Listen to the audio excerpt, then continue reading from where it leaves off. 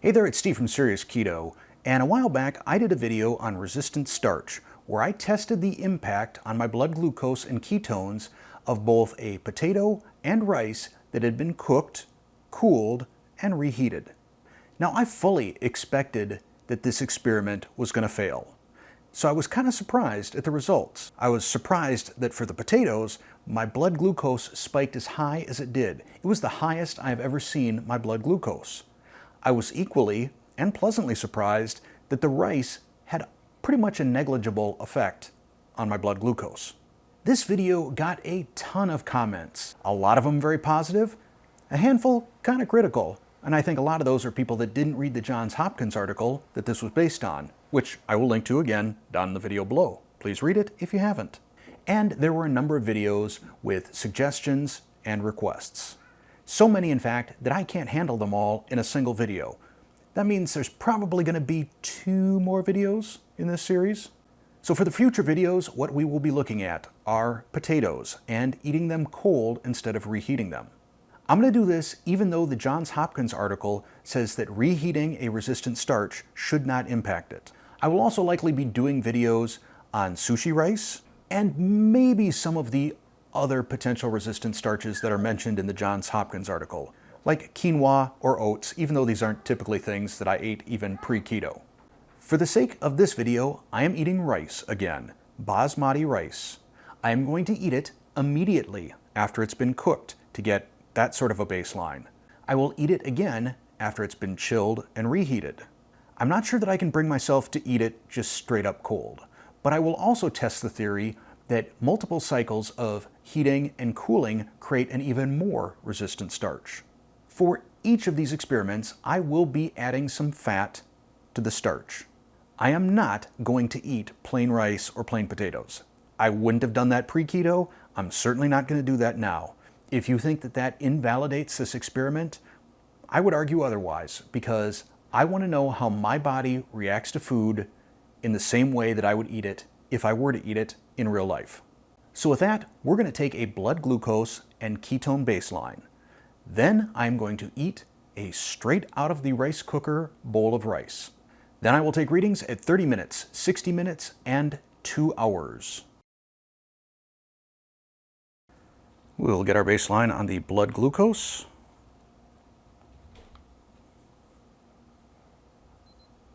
We are at 93 at 2:26 p.m. And our ketones are at 1.8. Doing pretty good today. Let's get some rice. So I have 1 cup of rice right out of the rice cooker. And I got so many suggestions that I should put butter, salt, and pepper on it. I've never had rice that way. Little pink Himalayan salt, a little ground pepper. And here we go.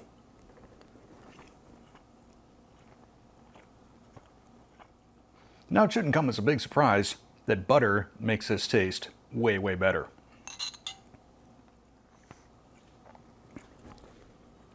Final bite. That was not bad at all, but the test is going to be how it impacts my blood glucose. It is right now 2:34, so I'll be back in a half hour to do the first blood glucose test. And our 30-minute reading. We are up to 100 at the 30-minute mark. We'll be back in another half hour. And the 1-hour test. This is where things usually get exciting.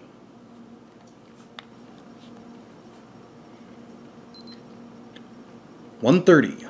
So we are up over 30 points, 37 in total. According to the folks at Keto Mojo, anything over 30 counts as a spike. So we have hit a spike at the 1-hour mark. Now the next thing we're going to find out at the 2-hour mark is, does that addition of fat, that tablespoon or so of butter that I added, change the absorption rate? Will my blood glucose go up or will it go down at the 2-hour mark? And now the 2-hour blood glucose and ketone tests. 128, so not much of a decline. This might sort of validate the whole slow absorption theory. And now the ketones. 0.6. So pretty significant drop in the ketones. I think I'm going to come back again and test at hour 3 just to see what sort of impact that butter may have had in slowing this absorption into my bloodstream. We'll see in an hour. We are at the 3-hour mark, and this is going to be my last blood test, irrespective of the results.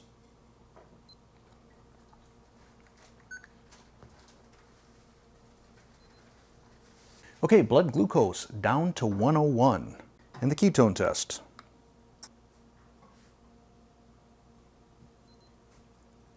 0.5. So ketones continuing to go down. So I'm not especially shocked by this rice test. I expected that I was going to see a glucose bump, saw a glucose bump. Was expecting to see my ketones affected, my ketones were affected. Tomorrow morning, I will take my weight, I will take my ketone reading, and in probably another day or two, we will run another test on the actual resistant starch that has been cooked and cooled. It has been 2 days since my test of the non-resistant basmati rice, and let me give you a little update on what things were like yesterday. First off, my weight was up 1.1 pounds, probably just extra water weight, my guess. Blood glucose was 97, and ketones were at 1.2. But more interesting than that, because, that wasn't all that interesting, was the physical response that I had. First off, and I'm going to try and phrase this as delicately as I can, things were a little loose, in department number 2, if you get what I'm saying. And for the first time in over a year, I had stiffness in my knees and my knuckles felt puffy. So clearly preparing rice that way is inflammatory for me. I'm feeling better today, but if I experience the same sort of inflammation with the resistant starch rice, it doesn't matter to me what it does to my blood glucose. I don't want my knees and hands to feel this way, and I'm sure the next thing that's coming is I'll probably start feeling sort of like tendinitis in my elbows. A comment that I got the most frequently on that first video was stating that by reheating the rice after it's been chilled, you basically get rid of the resistant starch effect. According to the Johns Hopkins article, that is not the case. They say quite explicitly in the article that it is okay to reheat your resistant starch. However, I read another article that said that you shouldn't heat it beyond 175 degrees. At that point, you start losing the benefits of the resistant starch. So to test this out, I vacuum sealed 1 cup of basmati rice, and I am cooking it sous vide at 160 degrees Fahrenheit. So I'm well beneath that 175 degree threshold. Now let's take a baseline before we eat our rice. Starting with the blood glucose, we are at 89. And the ketones, 1.5. Here's the rice.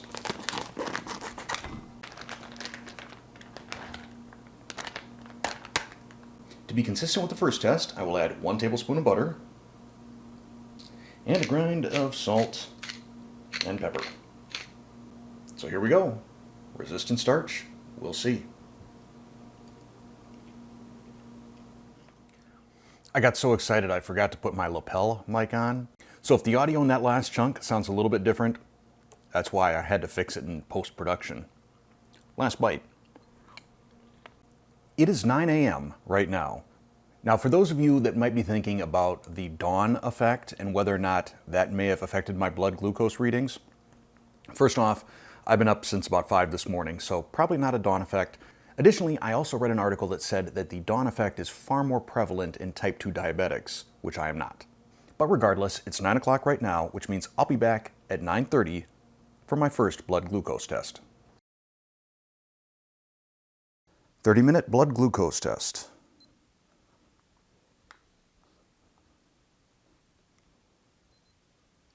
$96. We'll be back in another 30. That's typically when I see my big spike, if there's going to be one. And the 1-hour test.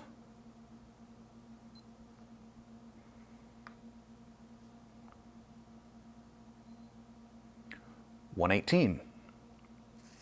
We'll be back in another hour. And I hope the final time that I need to poke myself today.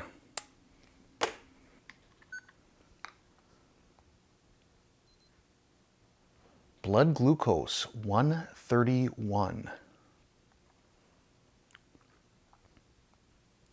And my ketones are at 0.9. In all of my testing, this is the first time that I have ever had a number go up at the 2-hour mark. The number at 1 hour was a bump. It didn't hit that 30-point threshold, so it didn't qualify as a spike. This, though, at the 2-hour mark, though, I think this qualifies. I'd say that I'm mildly disappointed by this, but what I will do for my final test on rice is in a couple of days, I will try some rice that I have heated, cooled, and reheated repeatedly. I'm going to do it a total of 5 cycles because I've had viewers tell me that this makes the rice more resistant. I will have learned one way or the other whether rice is okay or a no-go for me on a low-carb diet. See you in a couple days. It's been 2 days since my resistant rice test, and here is the post-game report. The morning after that test, my blood glucose was at 91, my blood ketones were at 1.7, and my weight was down 2.2 pounds. I don't have a picture of the scale because when I went to take the picture, the reflection in the scale, you could see my junk, and I think that violates some sort of YouTube policy. For this segment though, I am going to test what I'm going to call super resistant starch. This is starch reheated and refrigerated overnight 5 times. I will test the theory, does this become a more resistant starch? I am going to go pretty quickly through this. I'm not going to show a lot of eating or stabbing or any of that, but I will just summarize the blood test results, starting right now with a baseline.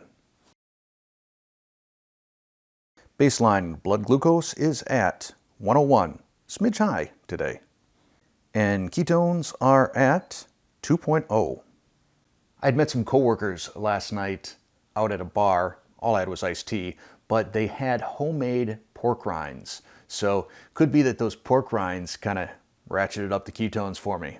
Just like the prior 2 tests, I have 1 cup of rice, 1 tablespoon of butter, salt, and pepper.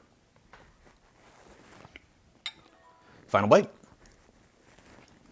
It is 9:23 right now. I will be back with my 30-minute, 60-minute, and 2-hour tests right after this.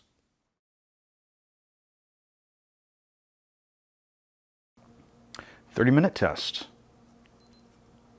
Up to 107. Not a lot of movement, but that's typically what I see at 30 minutes. And the 1-hour test, 126. So right now we're in the category that I call a bump, but not a spike. We have not exceeded 30 points. We'll be back in another hour.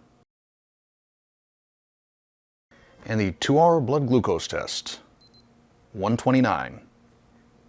The 2-hour ketone test, 0.8.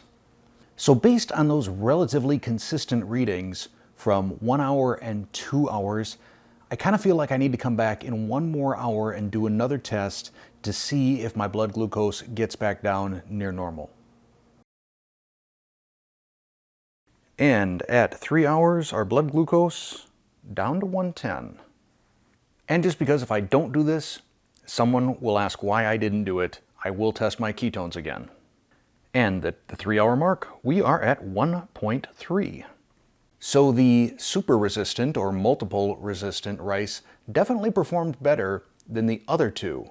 But this also now has me thinking that I need to do the test that I least want to do, which is eating the resistant rice cold and plain. So I'm going to give myself 2 days and then I'm going to do the cold rice. So the morning after having my super resistant starch rice, my weight was down 1.1 pounds, my blood glucose was at a 90, and my ketones were at 1.3. You'll see when I show my baseline numbers here that I've got a brand new Keto Mojo. This is their new GK Plus model, and I will be using that going forward for all of my tests. Just wanted to call that out in case anybody noticed the difference.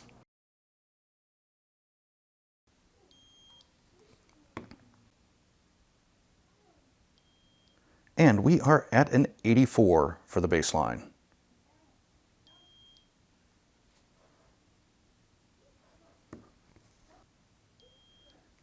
Ketones at 0.7. And now I'm going to test out the whole notion of resistant starch and does reheating actually have an impact. This is a bowl of cold rice, 1 cup, just like all the other tests, for science.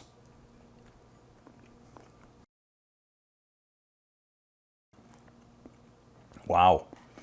If you have never eaten straight up cold rice, I'm going to tell you not to do it.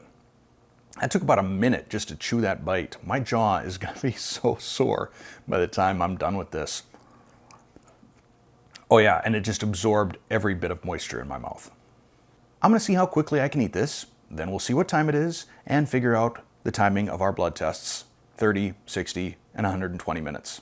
Final bite.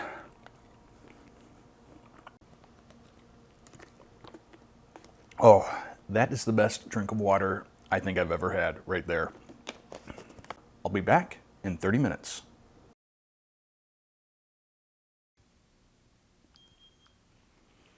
And at 30 minutes, blood glucose up to 128. That 30-minute reading was really unusual. In the other 3 rice tests that I did, including eating straight out of the rice cooker, I only saw a 6 or 7 point movement in my blood glucose after 30 minutes. This was over 40. So I think this 1 hour reading could be very interesting.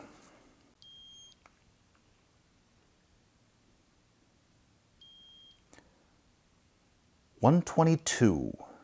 I really don't know what to make of this. I guess we'll come back in another hour and do 1 more test. All right, for the 2-hour test, I will be doing both blood glucose and ketones. And if you hear some noise off to the side, it's my grandson sitting there having lunch. And blood glucose is at 148.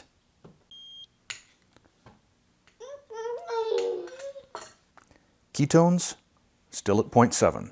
That is all the testing I'm going to do for this video. I've spent the last few minutes kind of trying to unravel the results that I've had over the past week doing these tests.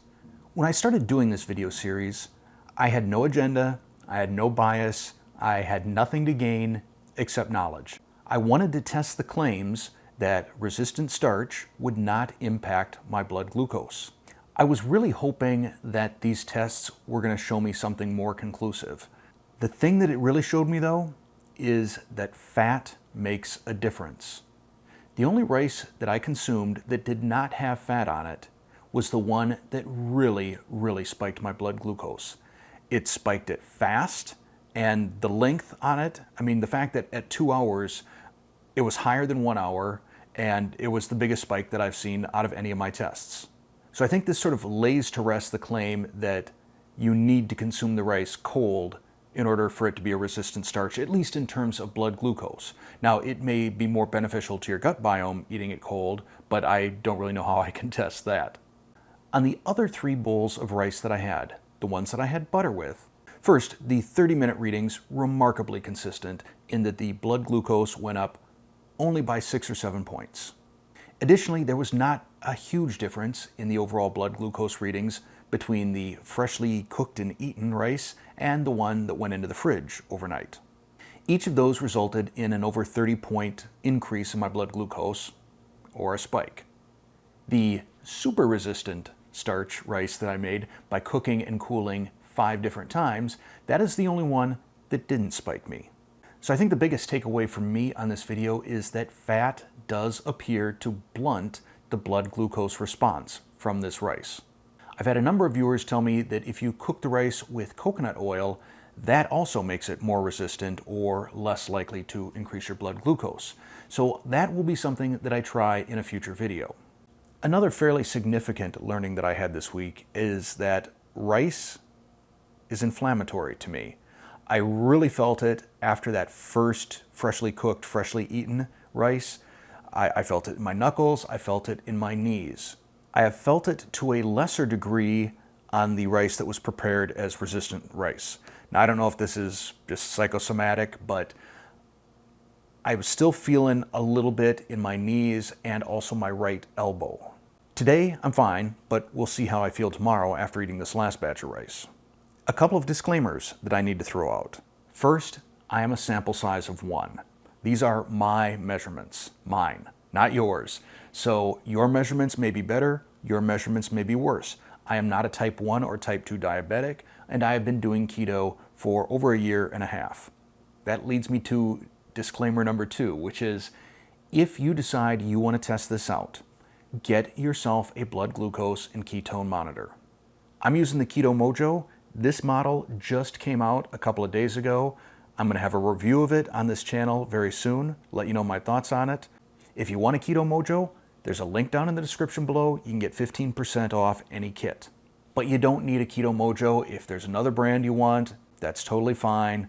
But I really try and emphasize this every time I do any sort of a blood testing video.